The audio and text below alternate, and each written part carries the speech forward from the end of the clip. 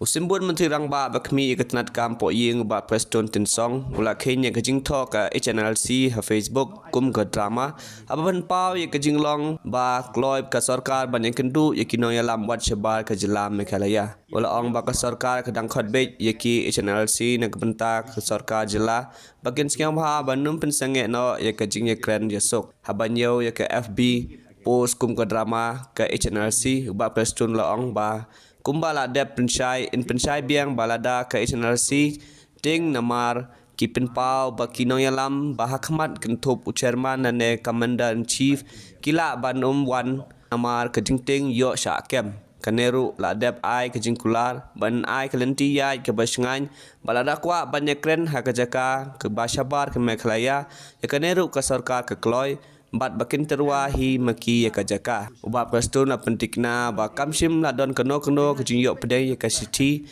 na ke Hnlc habaya dei bat karai jongka lo ke jingker par ke sarkar ban penteng biang ya ke jing Ukraine. Response About what? about the government's appeal to Hnlc to reconsider their... No, I stand by the statement made by the Honorable Chief Minister. I think the other day after the cabinet, he already said, even me also, I have already requested again, resume for talk. The door is open. Still the door is open. Think it again. Please be measured. Think about the future. So, therefore, my, again, stand is very clear. We keep inviting them for talk once again. So, But Hnlc kat kau, Oh, bakal hak tien siapi, bak loy banyak keren. oh. Tang ba kajaka kan penbait bagi hatu gede jing sisa bakal hak tien ni bio communication ni. Em nga suyo ingaro haki social media. Kamdon kum kata.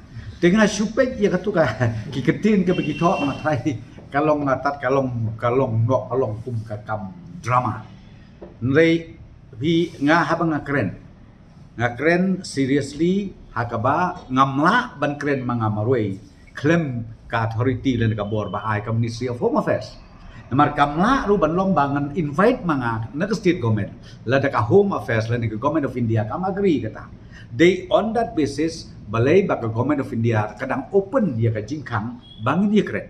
Dengan nga kadaw nga dan keren biang ngidang invite on behalf of the state government.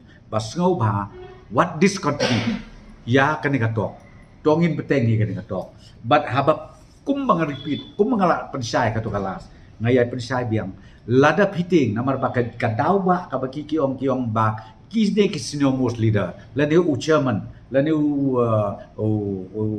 commander-in-chief, kimnut banwan na bayo sakep, te yakataru nila ay ka assurance, bangin ay ka safe passage, but lada pikwa pa daban karen hakan no ka chaka ka pimkwa la se hame kalaro yakataru ngilong open bakin propose bagi ka jaka tang bahaba nga om kumta mdekin bakin tok mga kumui ke social media bangi invite u ba Prestone man wadi kren kata kalong komopi ka kam day ka kam official mereka kam official hi kalong mday u ba Prestone invite they ka government of India but ka state government ka ba invite na kamanta ka talk but ki Hnlc.